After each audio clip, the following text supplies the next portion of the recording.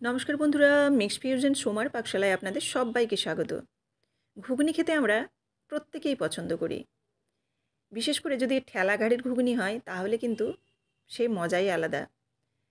তো আজকে চলুন সেরকমই এমন একটি ঘুগনি রেসিপি বানাবো যেটা লুচি, রুটি, পরোটা সব কিছুর সাথেই খাওয়া যায়। তাছাড়াও ঠেলা গাড়ির মতো চাট বানিয়েও আপনারা খেতে পারবেন। তো চলুন এই ঘুগনির রেসিপি কিভাবে বানাচ্ছি আপনারা অবশ্যই প্রথম থেকে শেষ পর্যন্ত ভিডিওটি দেখতে থাকুন, আশা করি ভালো লাগবে। ঘুগনির মেন উপকরণ হচ্ছে মটর কলাই। এই মটর কলাই সারা রাত ভিজিয়ে রেখেছিলাম। তারপর এটাকে ধুয়ে পরিষ্কার করে আমি কুকারে দিয়ে দিচ্ছি। এখানে আমি মটর কলাইটা সারা রাত ভিজিয়ে জল ঝেড়ে বেশ কয়েক ঘন্টা থেকে গেছিলো, অর্থাৎ সারা রাত থেকে গিয়েছিলো, সেজন্য কিন্তু এরকম অঙ্কুর বেরিয়ে গেছে। তো আপনারা এরকম করবেন না। আমি কোনো কারণবশত সেদিন ঘুগনিটা বানাতে পারিনি, তো তার পরের দিনে বানিয়েছি, সেজন্য কিন্তু এরকম বাইরে রাখার ফলে অঙ্কুর বেরিয়ে গেছে। তো আপনারা মটরটা ভিজিয়ে তারপর আপনারা সঙ্গে সঙ্গে ঘুগনিটা বানিয়ে নিতে পারেন। দেখুন মটর এবং আলু জল দিয়ে আমি একটু সেদ্ধ করে নিচ্ছি প্রেশার কুকারে। একটা সিটি দেবো। মটর, কলাই বা যে কোনো ডাল খুব বেশি কিন্তু ঘাঁটা হয়ে গেলে বা সেদ্ধ হয়ে গেলে টেস্ট থাকে না। এখানে একটা সিটি দিয়ে আমি কুকারটা নামিয়ে দিচ্ছি। এবার কড়াই বসিয়ে দিলাম। কড়াইয়ের মধ্যে সরষের তেল দিলাম, দিয়ে দিচ্ছি শুকনো লঙ্কা আর দিয়ে দিচ্ছি তেজপাতা, দিয়ে দিচ্ছি কুচনো পেঁয়াজ। পেঁয়াজের পরিমাণটা মটর, ডাল কতটা দিচ্ছেন সেটার ওপর কিন্তু ডিপেন্ড করছে। এবার দেখুন পেঁয়াজটাকে নেড়েচেড়ে ভেজে নিচ্ছি। পেঁয়াজটাকে লবণ দিয়ে একটু ভেজে নিচ্ছি যাতে খুব তাড়াতাড়ি নরম হয়ে যায়। এবার নেড়েচেড়ে একটু হালকা লাল করে ভেজে নেব। এইভাবে আমি দেখুন পেঁয়াজটাকে একটু লাল করে ভেজে নিয়েছি। খুব একটা যে লাল করতে হবে না, এরকম নরম হয়ে গেলেই কিন্তু দিয়ে দেবো এবার হলুদ গুঁড়ো। হলুদ গুঁড়োটা দেওয়ার পর দিয়ে দিচ্ছি কাশ্মীরি লঙ্কার গুঁড়ো।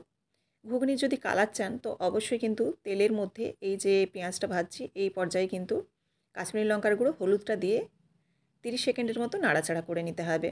তাহলে এই তেলের সাথে যখন এই লঙ্কা এবং হলুদটা ভাজা হয়ে যাবে ভীষণ ভালো একটা কালার আসবে। এবার এর মধ্যে দিয়ে দিচ্ছি রসুন বাটা 1 চামচ, আদা বাটা 1 চামচ। আদা রসুনটা দিয়ে খুব সামান্য জল দিয়ে দিচ্ছি যাতে মশলাটা পুড়ে না যায়। এবার মশলাটাকে কষাতে হবে। এরপর আমি এর মধ্যে আরও কিছু গুঁড়ো মশলা অ্যাড করছি, যেমন এখানে দিয়ে দিচ্ছি ধনে গুঁড়ো আর জিরে গুঁড়ো। ধনে জিরেটা দেওয়ার পর মশলাটাকে নেড়েচেড়ে লো ফ্লেমে বেশ কিছুক্ষণ ধরে কষিয়ে নেব। তবে এখানে আমি জল দিয়ে দিয়ে মশলাটাকে কষাচ্ছি যাতে কাঁচা গন্ধ না থাকে। ঝালের জন্য লঙ্কা গুঁড়ো ব্যবহার করছি, আপনারা চাইলে কাঁচা লঙ্কাও ব্যবহার করতে পারেন। এই পর্যায়ে দেখুন মশলাটা কষানো চলছে। তো মশলাটা এরকম কষানো যতক্ষণ না ঠিকঠাকভাবে হবে, অর্থাৎ কাঁচা গন্ধ কাটবে, ততক্ষণ কিন্তু কষিয়ে যেতে হবে। এখানে আমি খুব সামান্য আরও জল দিয়ে মশলাটা আরও কিছুক্ষণ কষিয়ে নেব, কারণ মশলাটা যদি ভালো কষানো হয় ঘুগনির কিন্তু টেস্ট আসবে না। এজন্য জল দিয়ে দিয়ে আমি কষিয়ে নিচ্ছি খুব সামান্য, যাতে কড়ার তলায় লেগে না যায়। এভাবে দেখুন বেশ কিছুক্ষণ কষিয়ে নেওয়ার পর এরকম যখন একেবারে মশলাটা খুব ভালোভাবে কষানো হয়ে যাবে তখন এখানে সেদ্ধ করে রাখা মটর এবং আলুটা দিয়ে দিচ্ছি। মটর এবং আলুটা দিয়ে এই মশলার সাথে মটর আলুটাকে কিন্তু কষাতে হবে। এটাও মোটামুটি 3 থেকে 4 মিনিটের মতো লো ফ্লেমে কষিয়ে নিতে হবে। দেখুন এরকমভাবে নেড়েচেড়ে আমি কষিয়ে নিচ্ছি মোটামুটি 3 মিনিটের মতো। এবার এইভাবে যখন একেবারে শুকনো শুকনো খুব ভালোভাবে কষানো হয়ে যাবে তখন এর মধ্যে আমি দিয়ে দেবো গরম জল। যেহেতু আলু এবং মটরটা সেদ্ধ হয়ে আছে সেজন্য এখানে আমি গরম জল ব্যবহার করছি। আর গরম জলটা ব্যবহার করলে খুব তাড়াতাড়ি কিন্তু রান্নাটা হয়ে যাবে। আর এই যে ঘুগনির যে কলাইটা সেটাও কিন্তু খুব একটা ঘেঁটে যাবে না। ঠান্ডা জল দিলে কি হবে, অনেক সময় ঘেঁটে যাওয়ার চান্স থাকে খুব বেশি যদি সেদ্ধ হয়ে যায়। আর এখানে টেস্টটাও কিন্তু গরম জল দিলে খুব ভালো হবে। এবারে দেখুন দিয়ে দিচ্ছি লবণ এবং চিনি পরিমাণ মতো। চিনিটা খুব সামান্য দিয়েছি, চাইলে আপনারা চিনিটা স্কিপও করে যেতে পারেন। এবার খুব ভালোভাবে ফুটিয়ে নিতে হবে 5 থেকে 7 মিনিটের মতো। ভালোভাবে ফুটে গেলে এটা একটু গ্রেভি গ্রেভি হয়ে যাবে আর জলটাও কিন্তু অনেকটাই শুকনো হয়ে যাবে। দেখুন এই পর্যায়ে আমি দিয়ে দিচ্ছি এখানে ড্রাই রোস্ট করা ধনে, জিরে আর এখানে দিচ্ছি দারুচিনি, এলাচ, এগুলো একসাথে আমি ড্রাই রোস্ট করে নিয়েছিলাম। এই শেষে যে মশলাটা ঘুগনির এটা দিলে কিন্তু ঘুগনির গন্ধটা খুব সুন্দর হয়, একেবারে দোকানের মতো হয়। তো আপনারাও ধনে, জিরে, এক টুকরো দারুচিনি এবং আমি একটা এলাচ ব্যবহার করেছি, আপনারা চাইলে আপনাদের পরিমাণ মতো এরকম ড্রাই রোস্ট করে মশলাটা তারপর গুঁড়িয়ে নেবেন, একটু গুঁড়িয়ে এখানে দিয়ে দেবেন, দেখবেন টেস্ট কিন্তু দ্বিগুণ হয়ে যাবে। এবার ভালোভাবে আরও 2-3 মিনিটের মতো ফুটিয়ে নিচ্ছি আর দেখুন একদম ঘুগনি কিন্তু রেডি হয়ে গেছে। এবার গ্যাসের ফ্লেম আমি অফ করে দিচ্ছি। এই পর্যায়ে যখন এসে যাবে তখন গ্যাসের ফ্লেমটা অফ করে দেবো। এবার আমি আপনাদের একটু সার্ভিং বলে রেডি করে দেখাচ্ছি।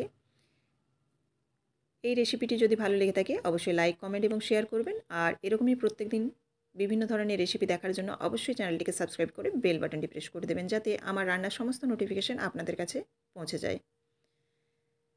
ফেসবুক থেকে দেখে থাকলে অবশ্যই পেজটিকে ফলো করে দেওয়ার অনুরোধ রইল। যারা রুটি, লুচি, পরোটার সাথে খাবেন তারা কিন্তু এইভাবে খেতে পারেন। আর যারা চাট হিসাবে খাবেন সেই চাট হিসাবেও কিভাবে খাবেন সেটাও আমি দেখাচ্ছি। তো দেখুন কতটা সুন্দর দেখতে হয়েছে। আর যেহেতু হলুদ এবং কাশ্মীরি লঙ্কার গুঁড়োটা তেলের মধ্যে দিয়েছিলাম সেজন্য কালারটাও কিন্তু দুর্দান্ত এসেছে। খুব একটা কিন্তু কাশ্মীরি লঙ্কার গুঁড়ো বা হলুদ বেশি লাগে না, তেলের মধ্যে দিলে একটু কম পরিমাণে লাগে। এবার আমি এটা চাটের জন্য কুচনো পেঁয়াজ দিচ্ছি। আর এখানে আমি সেও ভাজি বা ঝুরি ভাজা চানাচুর ব্যবহার করব, আর দিয়ে দেবো এখানে চিনেবাদাম ভাজা।